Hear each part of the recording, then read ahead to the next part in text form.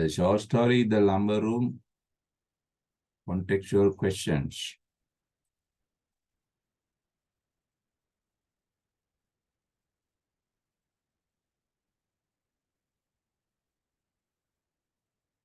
Let's discuss the answers for these questions. Old and wise and better people had told him that there could not possibly be a frog in his bread and milk, and that he was not to talk nonsense. From where are these lines quoted? Who wrote them? You know. From The Lumber Room, Saki. Writer is Saki. Who are the people referred to here? Nicholas' aunts and other elders of Nicholas' house. Nicholas' aunts and other elders of Nicholas' house. Who is the person referred to as his Nicholas? What aspect of the people mentioned here do these words imply? Now, aspect of older, wise, and better. Yes. The elders of Nicholas' house are regarded as wise and better people. Wise and better people.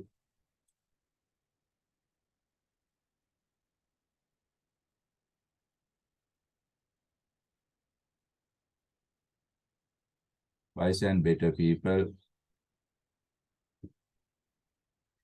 And they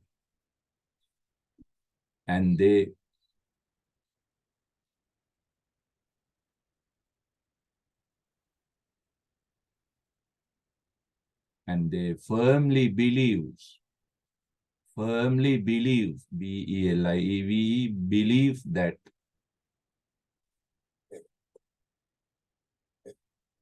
there may not be a frog in bread and milk.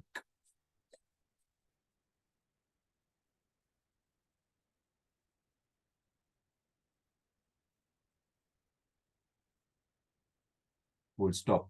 They are of this opinion. They are of this opinion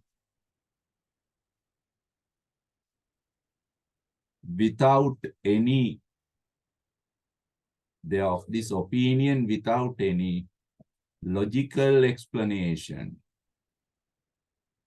Without any logical explanation. Right. Question number 2, he continued, nevertheless, to talk what seemed the various nonsense and described with much detail the coloration and markings of the alleged frog. Now, question A not needed, you know, the same thing. Question B, who is this he? Nicholas. That's enough. 1 mark is given. What is this situation? Yes, what is the situation? It is the conflict about a frog in Nicholas's breakfast bowl. It is the conflict about a frog in Nicholas's breakfast bowl. That is the situation. What aspect of this he do these words imply? Now, he is Nicholas. Nicholas' qualities. Now, what are the qualities? Now, Nicholas presents his argument with some logical facts, scientific logical facts in his hand. Yes. Qualities. Nicholas is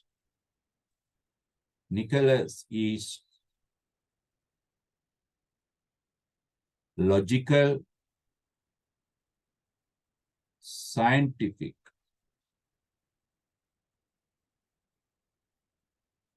and full of facts.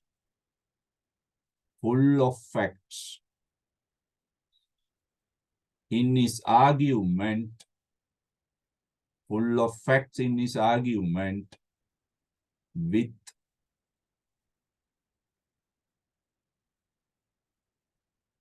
his aunt and other older people.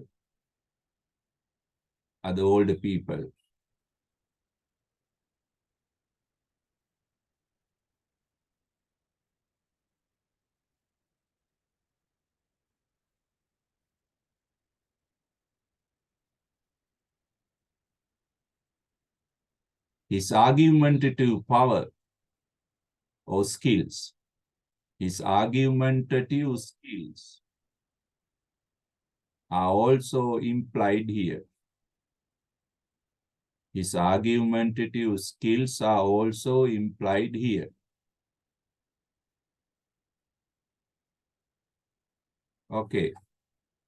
Then let's go to question 3. The sin of taking a frog from the garden and putting it into a bowl of wholesome bread and milk was enlarged on at great length. Question A, you know, who is this sinner? Who is the sinner? The sinner, Nicholas. Sinner, who is the sinner? Nicholas. Who overestimates? Overestimates means exaggerates, makes it enlarge, bigger. Who overestimates the sin? Nicholas' aunt. Nicholas's aunt. Right? Why is this sin overestimated? Why this aunt? Why does this aunt overestimates the sin? Make the sin much bigger. Yes. Why? To cover up her shame. Shameful defeat. Yes, write down. The aunt overestimates Nicholas's action. The aunt overestimates Nicholas's action to cover up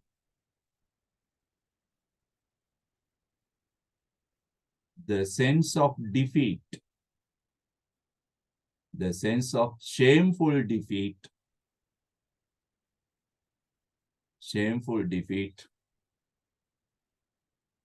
in the argument with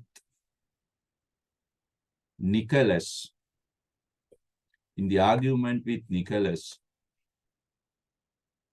about the frog.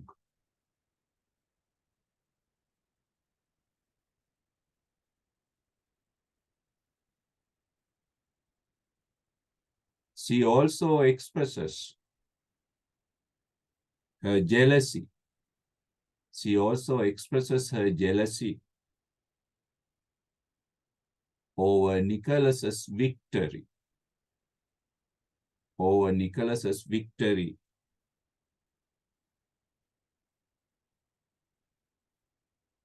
in the frog incident. In the frog incident. Right. Now, question number 4. You said there couldn't possibly be a frog in my bread and milk. There was a frog in my bread and milk. He repeated with the insistence of a skilled tactician. Now here, tactician. What is this literary device? It's a metaphor. Nicholas is compared to a tactful person. Right. Question A. Who speaks these words? Now we know Nicholas is the speaker. He is speaking to his aunt. You refers to his aunt. To whom are these words spoken? To Nicholas' aunt. Right. Nicholas is referring to his victory.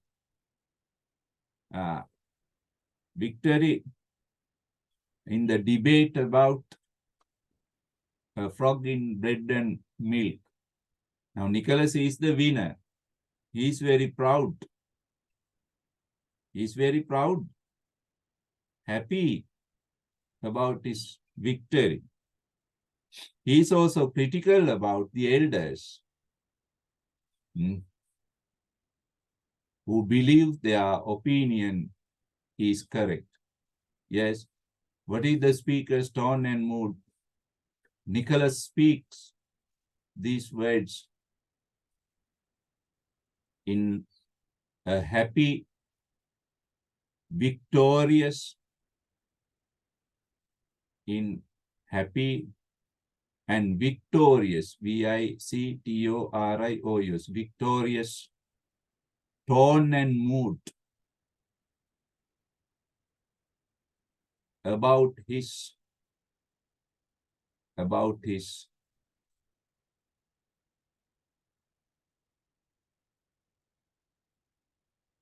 victory,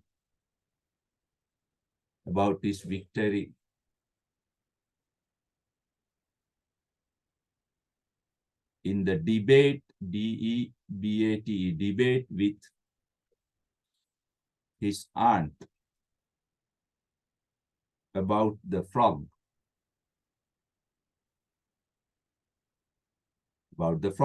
He is also critical and sarcastic. He is also critical and sarcastic about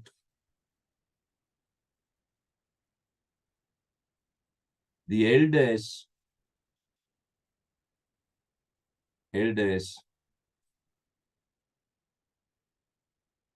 baseless, unscientific,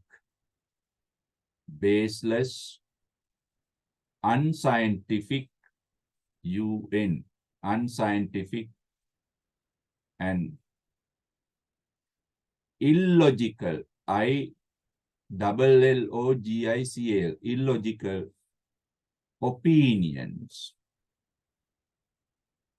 illogical opinions. Right. Fifth one, it was a habit.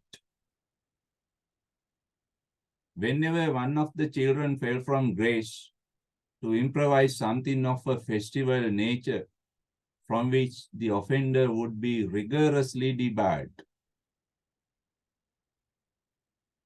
Now, question E, you know the question and also the answer, it is the same.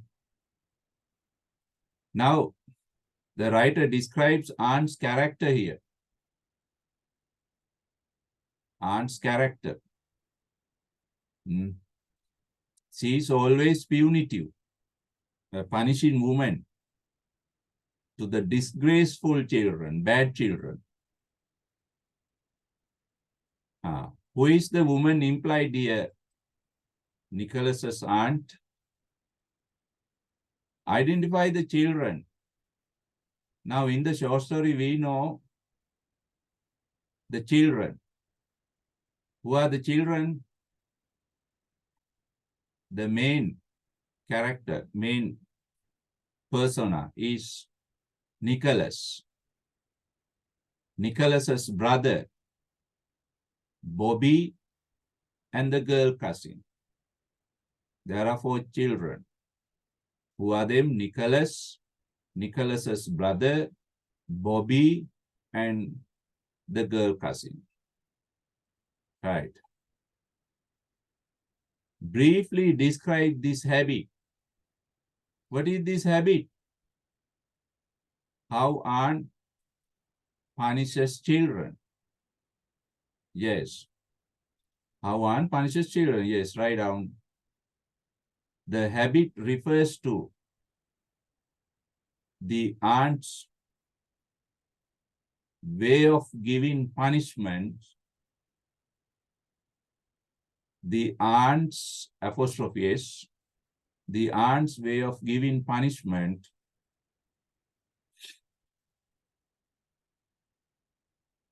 to the disobedient children. To the disobedient children. Full stop. If one child is disobedient,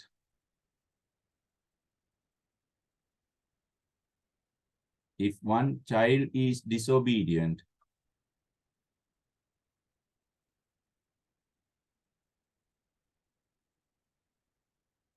the good children are rewarded. R-E-W-A-R-D-D. The good children are rewarded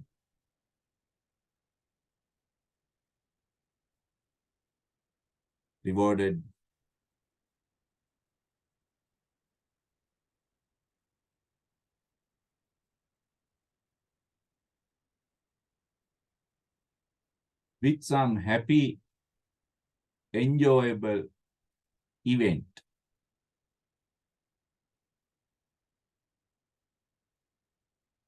Right.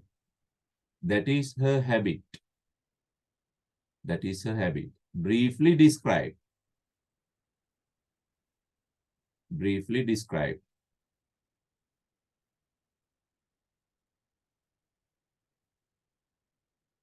We'll discuss few more contextual questions from the short story in our next session.